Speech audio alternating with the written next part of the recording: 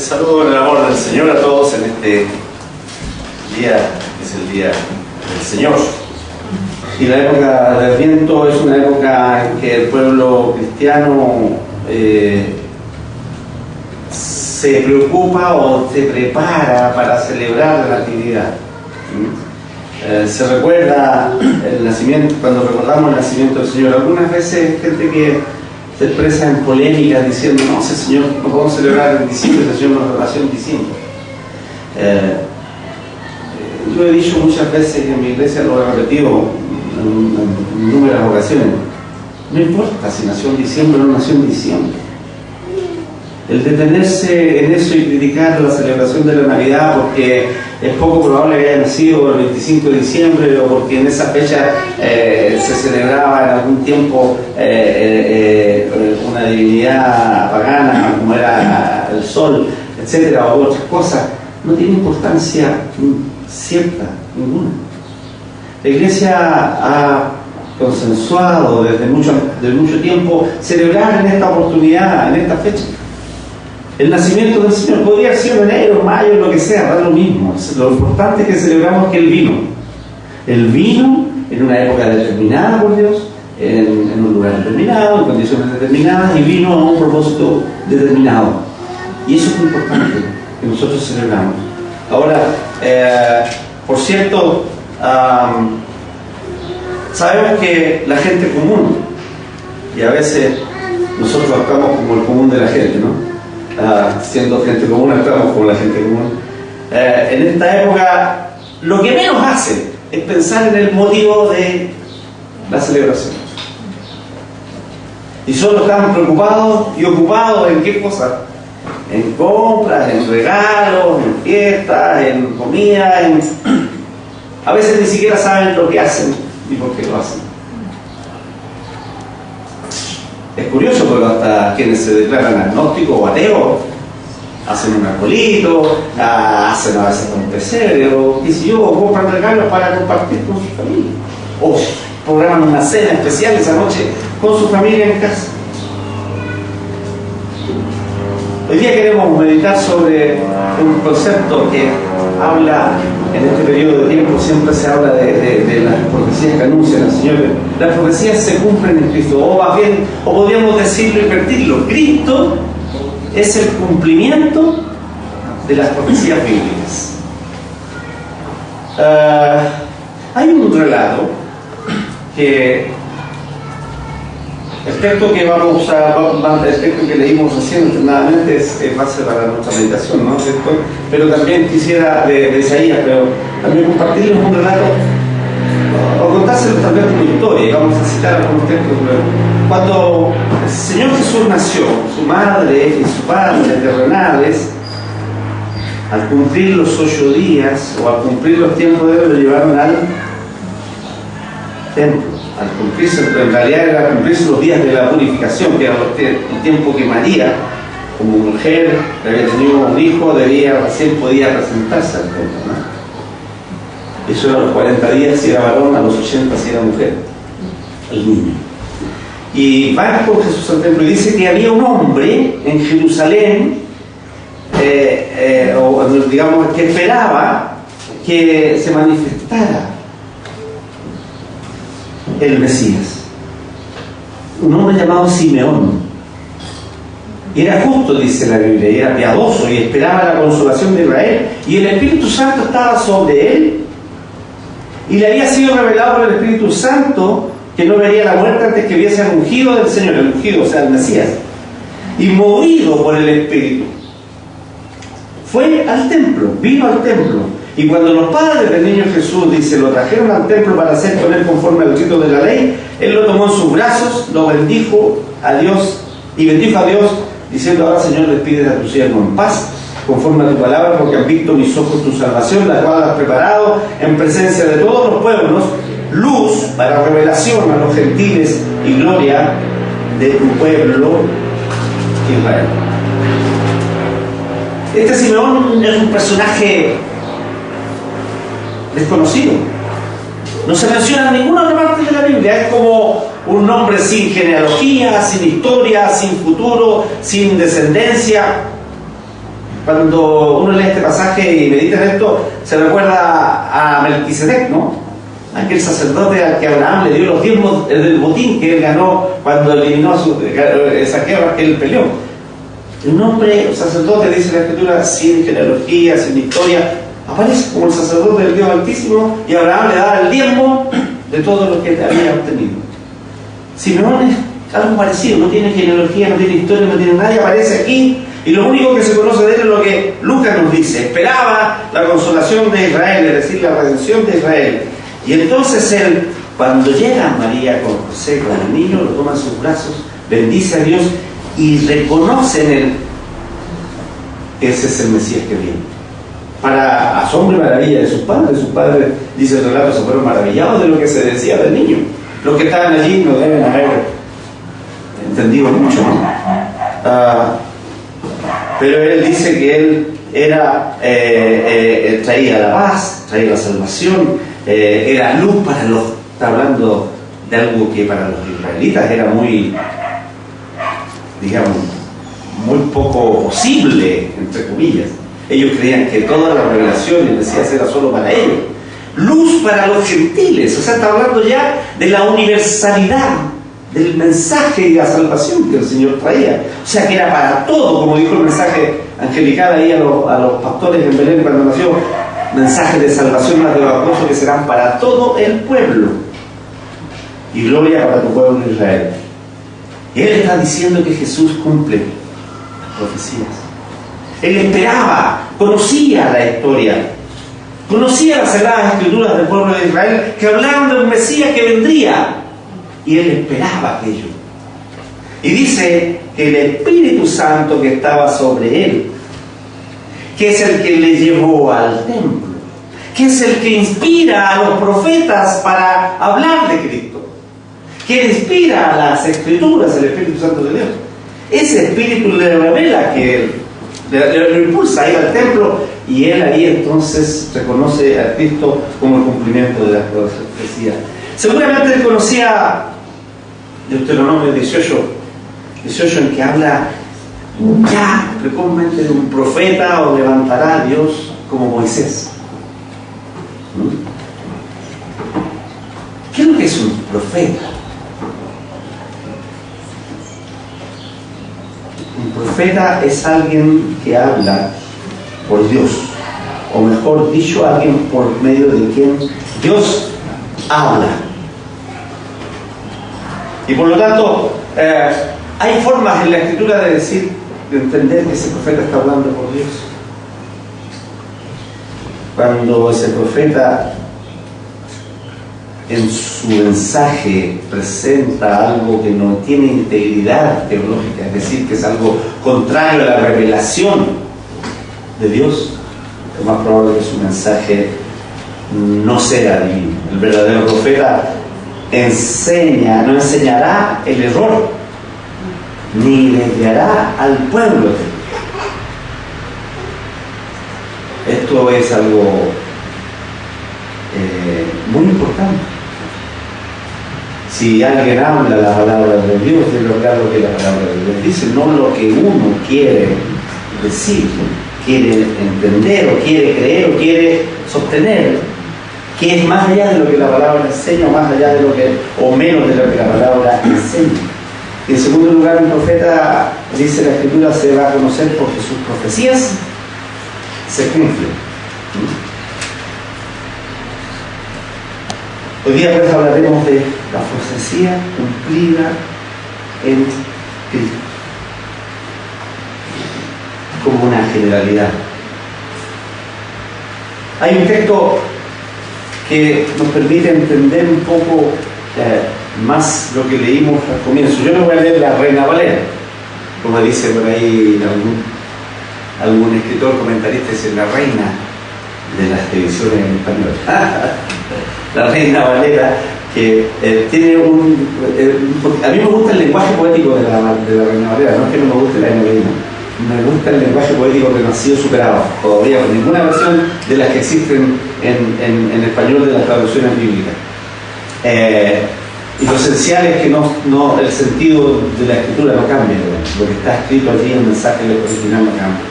Y en el texto inmediatamente anterior, hay algunos conceptos en la forma de traducción de la NBI. Yo no puedo usarlo porque tengo el teléfono grabando, no puedo ver la versión en NBI. Así que se me acabó la memoria de mi frente, por eso me voy a acabar. Siempre grabo un sermón, ¿no? Así que, pero si ustedes siguen la NBI, hay algunos conceptos que son claves en esto, importante, cómo lo expresa, muy decidibles. Pero en el capítulo anterior, inmediatamente, de Isaías, recuérdense que la escritura es un continuo, los capítulos son agregados posteriormente, ¿no? Las separaciones por capítulo, por número. Así que aquí hay un continuo en la profecía escrita. Dice el profeta, no llaméis conspiración a todas las cosas que este pueblo llama conspiración, ni temáis a los que ellos temen, ni tengáis miedo. A Jehová de los ejércitos, a él santificad, sea él vuestro temor y él sea vuestro miedo. Después dice, ata el testimonio, sella la ley entre mis discípulos. Esperaré pues a Jehová, el cual escondió su rostro de la casa de Jacob, y en él confiaré. He aquí, yo y los hijos que me dio Jehová, somos por señales y presagios en Israel, de parte de Jehová de los ejércitos que mora en el monte de Sión. Y si os dijeren, preguntad a los encantadores y a los adivinos que susurran hablando, responded, ¿no consultará el pueblo a su Dios? ¿Consultará a los muertos por los vivos? A la ley y al testimonio. Si no dijeren conforme a esto es porque no les ha amanecido. Y pasarán por la tierra fatigados y hambrientos, y acontecerá que teniendo hambre se enojarán y maldecirán a su rey y a su Dios, levantando el rostro en alto, y mirarán a la tierra y allí tribulación y tinieblas, oscuridad y angustia, y serán sumidos en las tinieblas. Ese es el relato previo al que leímos alternamente veces. Y después el profeta dice, mas no habrá siempre oscuridad para la que ahora está en angustia. El texto que leímos del capítulo 7, cuando anuncia el nacimiento de un rey mesiánico. El pueblo que andaba en tinieblas verá la luz. Los que moraban en sombra de muerte, luz les resplandecerá. Y llenará de gloria, dice, el camino del mar, en otro lado del Jordán, en Galilea. Me gusta esa palabra, Galilea de los gentiles. ¿No? El profeta 600 años antes está diciendo que el Mesías vendrá de Galilea de los gentiles. Siempre la escritura desde el comienzo está señalando que Dios va a salvar no solo a ese pueblo, tiene predilección por ese pueblo escogido, pero que ese pueblo va a ser bendición para otros pueblos. A Abraham le dijo, en ti serán benditas todas las familias de la tierra. No solo los descendientes directos de Abraham. Profetas, adivinos, agoreros, quirománticos, estos que leen el té y estas cosas, hay muchos abundan en el mundo. Uno podría preguntar, ¿se cumplen estos vaticinios? Siempre escuchamos, y en esta época final de año empiezan los anuncios de las profecías del próximo año, ¿no? Lo que va a acontecer el próximo año. O que usted ha leído por ahí que apareció tal o cual profeta, o que tal persona dice que ocurrirá tal o cual cosa. ¿Se acuerda del 20? No, del 12. ¿Alguien se acuerda del 12? Yo sé lo que estaba haciendo. Yo tuve que ir a Curicó. Era el centenario de la primera iglesia de Curicó. Estábamos allá. Y ese día se había anunciado que el calendario maya, que esto, que lo otro, y que se acababa el mundo, y en fin.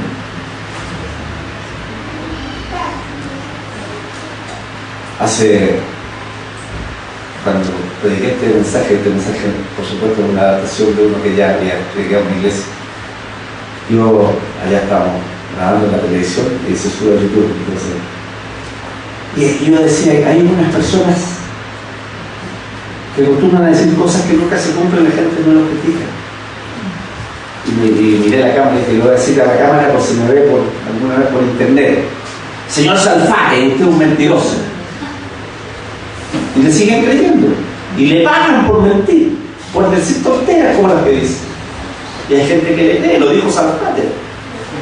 Y en esa oportunidad hubo gente que hizo búnkers para protegerse. Hizo lugares de refugio, compró agua al tajo de estas grandes bidones de Benedicto o de los supermercados para proveerse. Porque el 12 del 12 del 12 en Rusia hay una mujer famosa, Jane Dixon, no sé si todavía está viva, ¿no? Que siempre ella es consultada porque dice, va a pasar algo. Pero es fácil ser adivino o profeta cuando uno dice, va a ocurrir un terremoto el próximo año. El Señor Jesucristo lo dijo en el primer siglo. Van a haber guerras en esta parte. El Señor Jesucristo también lo dijo. Habrá guerras y rumores de guerra. Ahora, cuando dicen estas cosas, rara vez le achuntan. Usted sabe el concepto de achuntar. Nosotros los chilenos tenemos que achuntarle es darle algo por casualidad, ¿no? Le achunté. O cuando algunos no estudian la prueba y le achuntaron a la respuesta, también es una forma. Pero ¿sabe lo que es la Biblia? ¿Sabe lo que dice la Biblia? La Biblia contiene profecías que son efectivamente ciertas, que se cumplen. Contiene en el Antiguo Testamento aproximadamente 2000 profecías predictivas. Se llaman profecías vatídicas, es decir, que vaticinan. Generalmente entendemos el concepto de profecía reparte a esto, a profetizar, es decir algo que va a acontecer en el futuro. Pero recuerde que también el concepto de profecía desde el punto de vista de lo que decíamos al comienzo, un profeta también es alguien que habla a nombre de Dios. Por eso cuando Pablo habla del don de profecía, no está hablando de que el que va a decir lo que puede acontecer al futuro, si bien es cierto puede tener esa visión de parte de Dios, sino que fundamentalmente aquel que tiene la capacidad de anunciar el mensaje de Dios o de hablar en nombre de Dios o amonestar en nombre de Dios. Y hoy día estamos hablando de esta profecía fatídica. ¿Y cuánto se ha cumplido de estas profecías? Usted sabe que son profecías precisas, específicas, no van a generalidades como ese Mahoma era un profeta porque dijo Mahoma volverá a la Meca. Volverá, puede ser, o que habrá un terremoto en tal parte, o que habrá tragedia en tal otra, o que morirá, habrá un magnicidio, etc. Las profecías bíblicas son específicas, detalladas y se cumplen exactamente, a veces cientos de años después de muerto el profeta, se cumplen.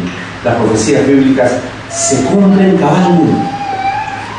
Hace algunos años atrás, en una universidad de Estados Unidos, no recuerdo cuál es el nombre, se hizo un estudio científico por matemáticos y científicos, y que se pusieron a estudiar desde el punto de vista de las ciencias probabilísticas y las matemáticas la posibilidad. ¿Cuál era la probabilidad estadística? De que 8 profecías bíblicas específicas se cumplieran en un solo hombre. 8 profecías distintas de la Biblia. ¿Cuál era la probabilidad que esas 8 profecías se cumplieran en un solo hombre? Y ellos analizaron digamos, situaciones de los tiempos de las profecías, de las situaciones, de las cosas que decían. Pues esas 8 profecías se cumplen en Cristo. Y la probabilidad matemática es una cantidad que usted no se imagina. Yo no lo imaginar. Es 1 por 10 elevado a 17. O sea, es un 1 seguido de 17 ceros, una cifra ilegible, no sabemos. 1 en esa cantidad.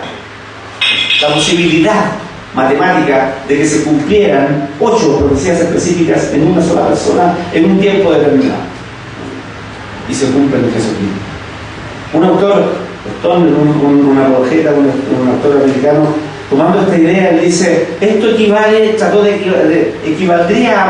tomar $1 de plata. Yo no tenía $1 de plata, pero lo he visto en las películas, ¿verdad? $1 de plata que tiene una dimensión y un tamaño conocido, y llenar el estado de Texas, de Estados Unidos, que es uno de los más grandes territorialmente, 60 centímetros de moneda de $1 de dólar.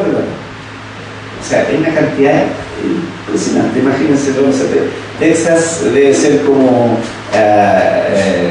Santiago, o sea, la región metropolitana, la quinta región y la cuarta región, una cosa así. Pero es inmenso grande. 60 centímetros de moneda en todo ese territorio. Vendarle los ojos con un hombre y decirle: camine al azar y tome una moneda al azar y que esa sea el dólar marcado. Esa es la probabilidad de que en un hombre se cumplan 8 profecías específicas bíblicas antiguas. En Cristo se cumplen. La profecía bíblica es específica, especial. Y recuerde algunas: una virgen concebirá y dará a luz un hijo. Me dieron a beber vinagre en vez de agua. Horadaron mis manos y mis pies. Ningún hueso fue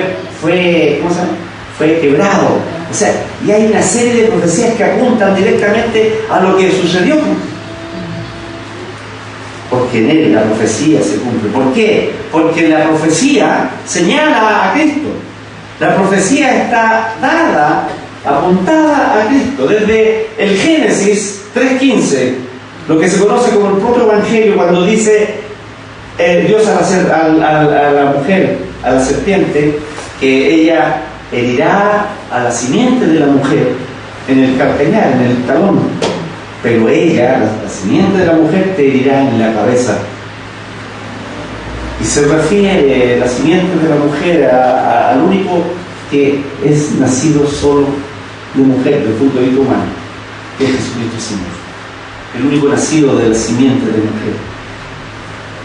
Desde ese, el propio Evangelio que se conoce en Génesis, pasando por Abraham con su sacrificio de su hijo Isaac, pasando luego por Moisés, por la historia de David, por lo que la Biblia nos relata de toda esta que se conoce como tipología o formas de ver el sacrificio del Mesías a futuro, proyectado o presentado con anticipación en estos personajes bíblicos. La Biblia siempre nos está apuntando a Cristo. El mensaje del Antiguo Testamento apunta al Mesías prometido. Es lo que Simeón ahí le dice a María y a José en su alabanza al Señor, cuando le presentan al niño. Que el mensaje de aquellos profetas, el Mesías que le esperaba, está llegando, está cumpliéndose en Jesucristo. Y el texto que teníamos de Isaías 8 nos está hablando de un pueblo escogido que abandonó las manos de Dios, que busca su propio camino ajeno a las ordenanzas divinas. No entraremos en detalle de analizar lo que dice el texto de Isaías, pero nos debe servir para ilustrarnos aquello. Cómo el pueblo se abandona, era sordo al mensaje del Señor. Es como cuando los muchachos están con el audífono aquí puesto y no escuchan nada que pasa. El otro día estaba en el cajero yo y saqué plata del cajero, había metido en el del frente y el del frente me dijo que no tenía dinero, entonces y entra un muchacho al otro y yo le hablo, le digo: no tiene dinero, pásate al de acá, y no me escuchaba porque estaba le tuve que golpear y decir: no, el otro tiene dinero. Pero así pasa muchas veces, los que van así. El pueblo de Israel estaba así, no quería escuchar.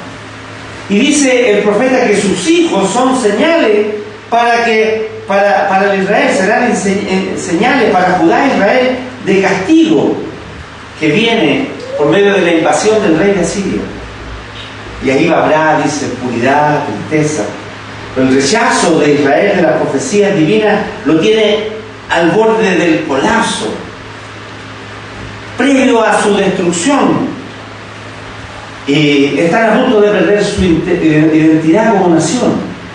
Y el profeta les señala que Dios es soberano, que todas las reuniones y consejos que ellos realizan resultarán en quebranto y en anulación de la identidad y del desarrollo de la nación.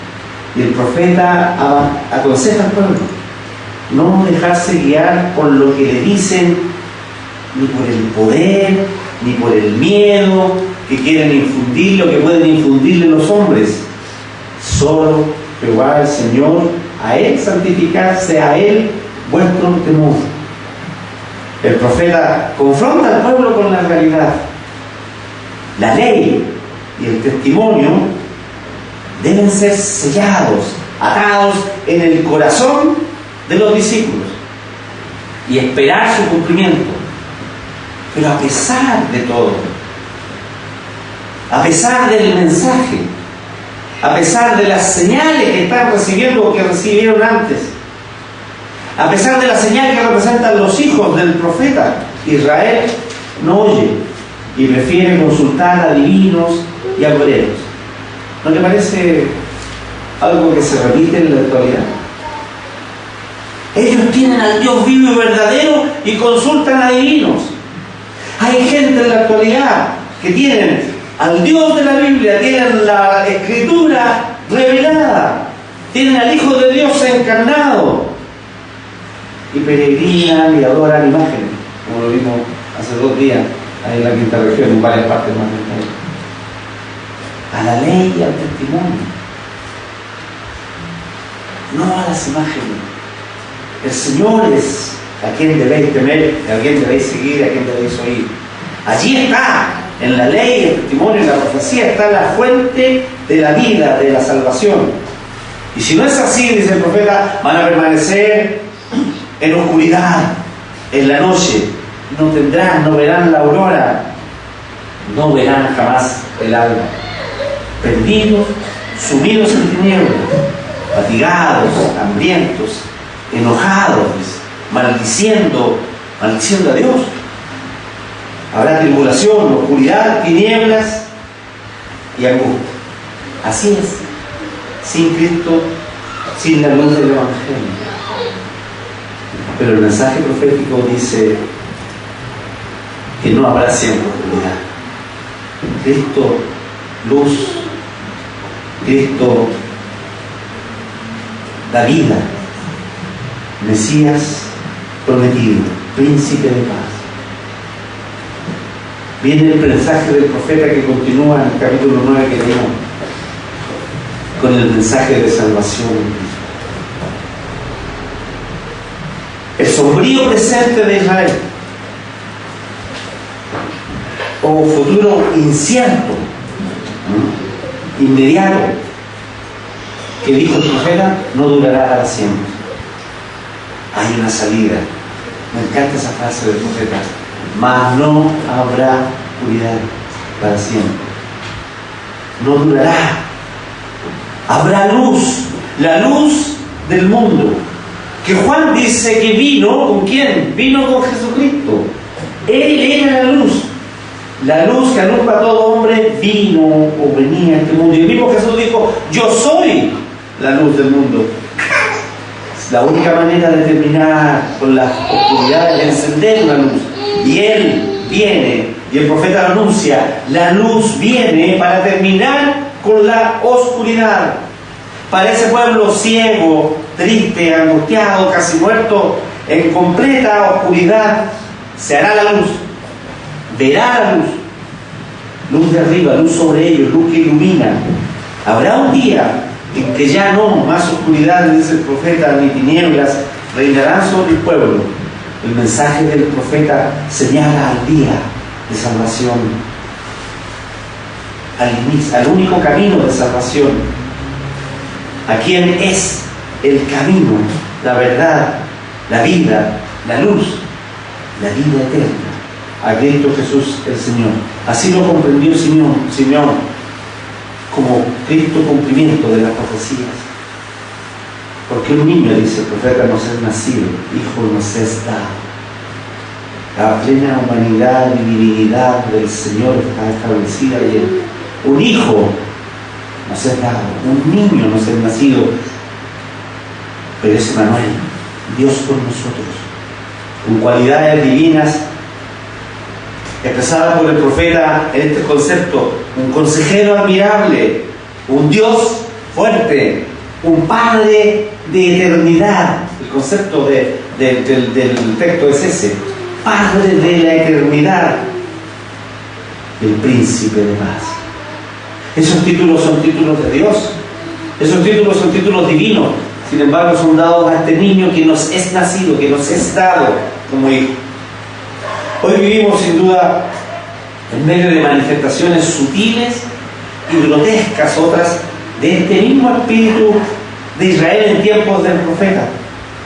Hombres, mujeres, viejos y niños, sabios e ignorantes, ricos y pobres, poderosos y débiles, sanos y enfermos, toman consejos o se reúnen apartándose de la verdad, fuera de la ley de Dios, lejos del testimonio divino revelado por la profecía y la palabra de Dios, arrastrando a muchos ignorantes, a muchos necesitados, a la idolatría, a la mentira, a la fábula barata, a la oscuridad, a las tinieblas, lejos de la luz verdadera que alumbra el corazón, la mente y que borra la oscuridad. Ayer examinábamos catecúmenos en una plantación que estábamos haciendo en el desierto de Limache, y fuimos al consultorio para allá de la iglesia de Viña y examinábamos ahí. Y en particular nos llamaba la atención, en realidad, el testimonio de algunos de ellos que habían participado por un tiempo en una iglesia que ahora ya dice que ya ni siquiera se hace llamar profeta, ahora parece que se hace llamar arcángel. Y dice que una de las cosas, cuando empezaron ellos a entender que la Biblia decía otras cosas, que alguien le habló de que había que empezaron a darse cuenta que lo que le estaban enseñando no era cierto. Y dice que ahí ellos la gente queda cautiva, porque no permiten que ellos reciban otra información, que lean otras cosas, y los tienen allí. Y finalmente eso simplemente es para que el liderazgo, particularmente el líder, se llene de plata. Y cuando conocen la palabra del Señor se dan cuenta, le han estado enseñando por años algo equivocado, algo que no es la palabra del Señor.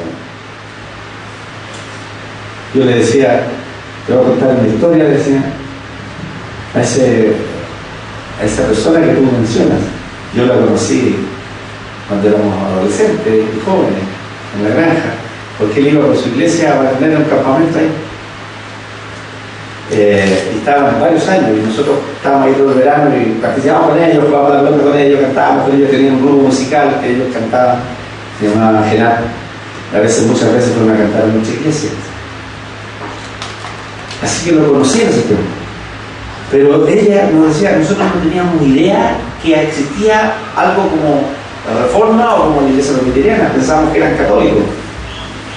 A ese nivel de ignorancia se mantiene la gente, para tenerla cautiva y presionada con esta presión que le hacen de que lo que se llama abuso espiritual, ¿no? Que las tienen cautivas porque en el fondo les falta fe. Por eso el Señor no te da lo que tú quieres, tienes que dar más para que el Señor te bendiga más. Y lejos de lo que la palabra del Señor enseña.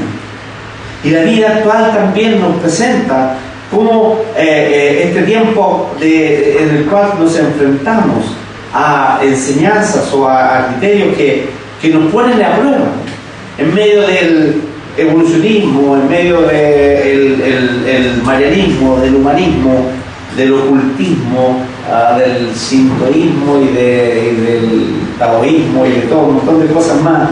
Estos criterios actuales que pugnan por ganarse la mente y la voluntad de las personas. Hoy es necesario levantar la voz como la del profeta, a la ley y al testimonio, para sacar a muchos de la oscuridad, para que les amanezca. Esta época de Adviento es una época especial para ellos. El ambiente festivo, de alegría, hace que la gente esté más permeable, más dispuesta a oír, iniciar un diálogo. ¿Por qué haces el árbol de Navidad? ¿Por qué pones luces? ¿Por qué pones música? ¿O por qué haces regalos? Y iniciar un diálogo.